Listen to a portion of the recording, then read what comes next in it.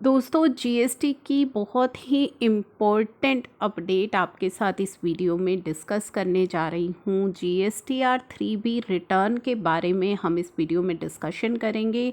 तो चलिए वीडियो को करते हैं स्टार्ट। वीडियो में आगे बढ़ने से पहले अभी तक अगर आपने चैनल को सब्सक्राइब नहीं किया तो जल्दी से चैनल को सब्सक्राइब कर लीजिए, बेल आइकन को ज़रूर प्रेस कर लीजिएगा ताकि सभी इम्पोर्टेंट अपडेट्स आपको टाइमली मिलती रहें। जीएसटीआर 3B रिटर्न फाइलिंग बहुत ही इम्पॉर्टेंट है।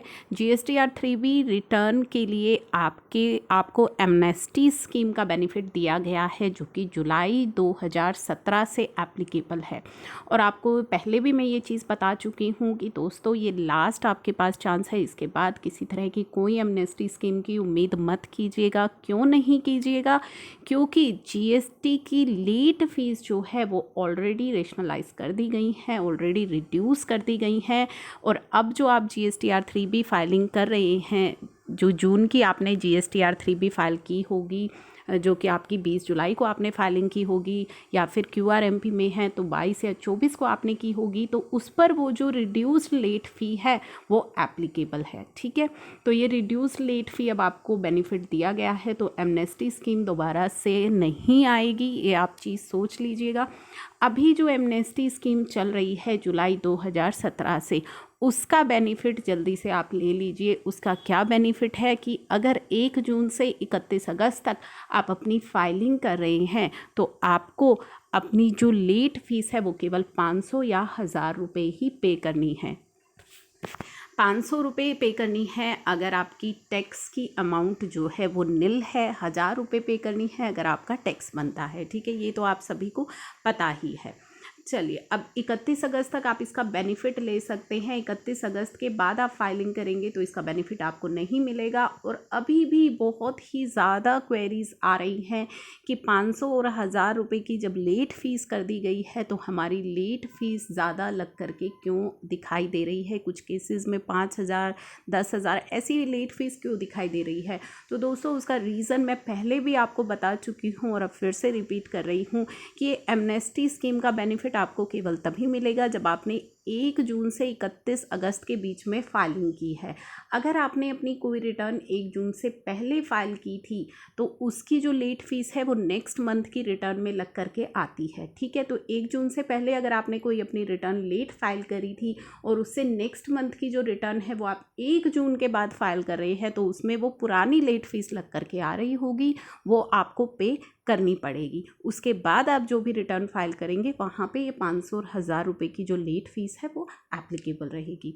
ठीक है, तो ये चीज़ें तो मैंने आपको बता दी एमनेस्टी स्कीम के बारे में कि एमनेस्टी स्कीम में किस तरीके से आपको रिड्यूस लेट फीस का बेनिफिट मिलेगा और अभी इस मौके का फ़ायदा उठा लीजिए। इसके बाद अगर आपकी रिटर्न पेंडिंग रह गई जुलाई 17 से तो फिर आपको कोई भी एमनेस्टी स्कीम का बेनिफिट नहीं मिलेगा। आपको जितनी आपकी लेट फीस बन रही है, चाहे वो 5000 है, 10,000 है, वही पे करनी पड़ेगी।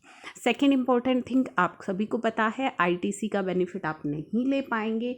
आप केवल आईटीसी का बेनिफिट फाइनेंशियल ईयर 2021 के लिए ही ले पाएंगे क्योंकि 16/4 के अंदर जो रिस्ट्रिक्शन है वो हमें देखनी पड़ेगी।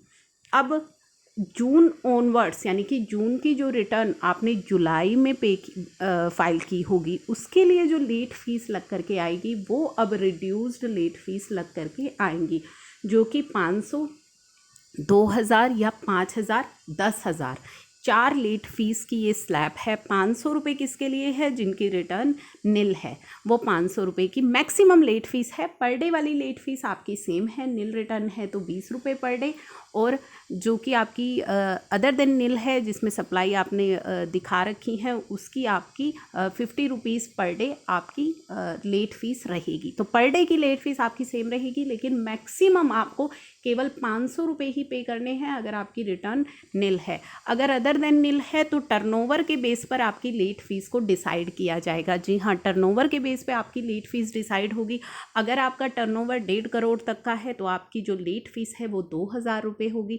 अगर आपका टर्नओवर 1.5 से 5 करोड़ का है, अदर देन नील की मैं यहाँ पे बात कर रही हूँ, क्योंकि नील के लिए तो 500 रुपये है, आपका कितना भी टर्नओवर हो 500 रुपये ही है। लेकिन अगर नील नहीं है तो टर्नओवर आपको चेक करना है। 1.5 करोड़ तक के टर्नओवर वालों के लिए मैक्सिमम 2000, 1.5 से 5 करोड़ वालों के लिए 5000, और 5 करोड़ से ऊपर अगर आपका टर्नओवर है तो 10,000 रुपये की लेट फीस आपको पे करनी है।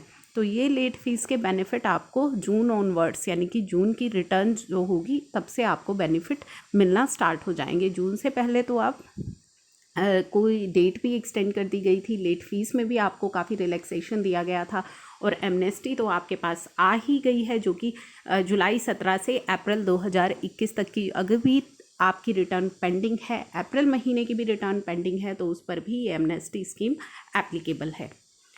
तो ये था इम्पोर्टेंट अपडेट। आई होप ये वीडियो आपके लिए यूज़फुल है। स्टिल आपकी क्वेरीज़ हैं तो आप मुझसे पूछ सकते हैं। रिवोकेशन के लिए बहुत सारी क्वेरीज़ आ रही हैं। रिवोकेशन के लिए दोस्तों अभी तक कोई अपडेट नहीं आया है, हालांकि अब तक अपडेट आ जाना चाहिए था। 31 अगस्त आखिरी तारीख है एमनेस्टी स्कीम का बेनिफिट लेने की।